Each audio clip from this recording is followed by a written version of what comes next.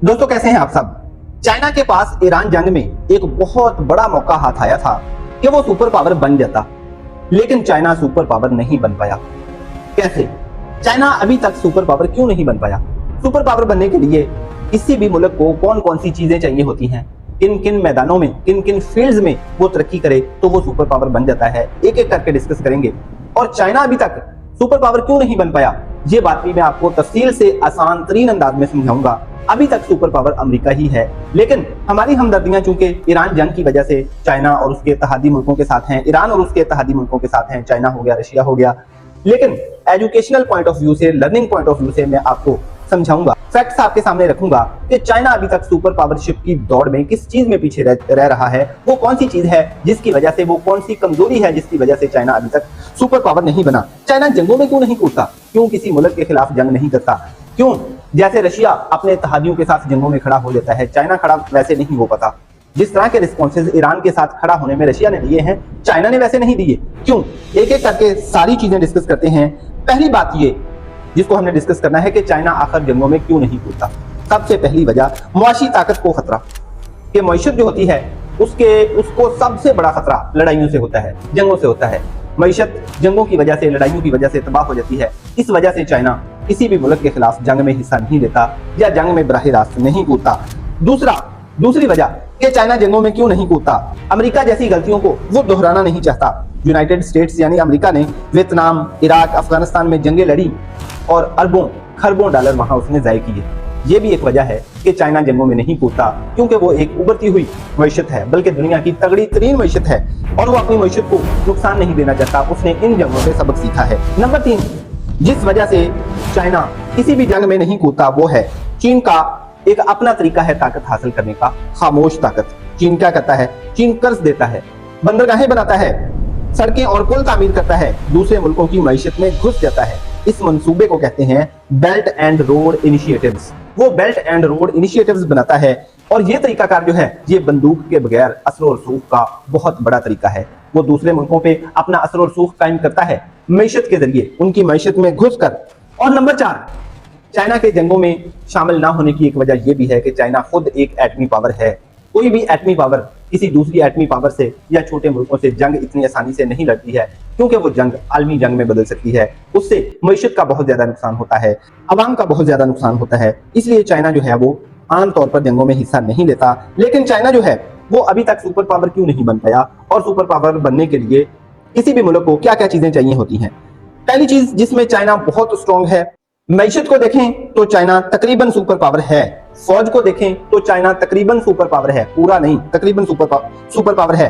Technology में देखें तो चाइना तेजी से सुपर पावर बन रहा है। लेकिन एक चीज यहां पे आती है जिसमें चाइना अभी तक अमेरिका से लैग कर रहा है, पीछे रह रहा है, वो है आलमी असर और रसूख।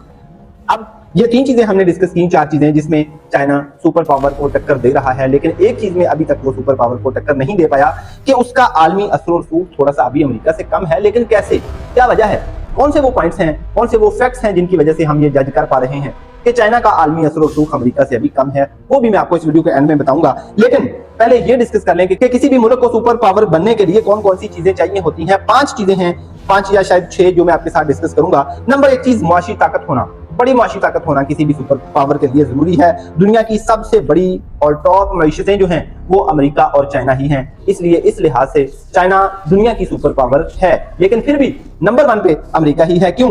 आगे आपका कॉन्सेप्ट क्लियर हो जाएगा। नंबर 2 पे जो चीज किसी मुल्क को चाहिए होती है सुपर पावर बनने के लिए, मईशत के बाद फौजी ताकत। दुनिया भर में अमेरिका के फौजी अड्डे मौजूद हैं, लेकिन चाइना के अपने इलाके में होंगे, लेकिन दुनिया भर में नहीं होंगे। चाइना जो है बहुत बड़ी फौजी ताकत है, लेकिन उसका दिफाई असर और रसूख, उसका अस्करी असर और रसूख इतना ज्यादा नहीं है जितना कि अमेरिका का है। इसके अलावा भी एक मेन वजह है जिसकी वजह से चाइना अभी तक सुपर पावर नहीं बन पाया, वो हम आगे जाकर डिस्कस करते हैं। नंबर 3, पहली बात हमने डिस्कस की कि मुआशी ताकत होना किसी भी मुल्क की सुपर पावर होने के लिए जरूरी है, मुआशी ताकत होना, फौजी ताकत होना। नंबर 3, टेक्नोलॉजी में बर्तरी होना। चाइना नो डाउट टेक्नोलॉजी में बहुत आगे है और अमेरिका को टक्कर दे रहा है। एआई में, स्पेस में, चिप्स में, इंटरनेट में चाइना दुनिया की सुपर पावर अमेरिका को टक्कर दे रहा है। फिर भी अमेरिका भी इन मैदानों में बहुत आगे है। नंबर 4, ये है वो बात जिसकी वजह से चाइना अभी तक सुपर पावर नहीं है। क्लियरली हम कह सकते हैं कि चाइना अभी तक सुपर पावर नहीं है, अमेरिका है। किस वजह से अमेरिका सुपर पावर है? अपने आलमी असर और रसूख की वजह से। मिसाल के तौर पर इसी जंग में ले लें, अमेरिका वो जिस मुल्क के साथ खड़ा होने का ऐलान करता है वो खुलेआम खड़ा होता है। चाइना जो कि हम देख रहे थे कि ईरान के साथ खड़ा है, लेकिन उतना खुल के वो नहीं आ सका जितना खुल के अमेरिका आता है। अमेरिका अपने इत्तेहादियों के साथ जिस तरह खुल के आता है, उनके मुकाबले में, दुश्मन के मुकाबले में उनके साथ जिस तरह खुल के आ जाता है, वैसे चाइना अभी तक नहीं आता। वैसे चाइना खुल के जंग का ऐलान नहीं करता, चाइना खुल के वैसे मदद का ऐलान नहीं करता, वो वैसे जंग में नहीं पड़ता जैसे अमेरिका पड़ जाता है। आलमी असर और रसूख अभी तक चाइना का इस वजह से बहुत पीछे है। ईरान जंग में चाइना के पास ये मौका था कि वो ईरान की खुल के मदद का ऐलान करता, खुल के ईरान के हक में बयान देता, खुल के ईरान के साथ खड़ा होता, ढके छुपे नहीं, खुल के।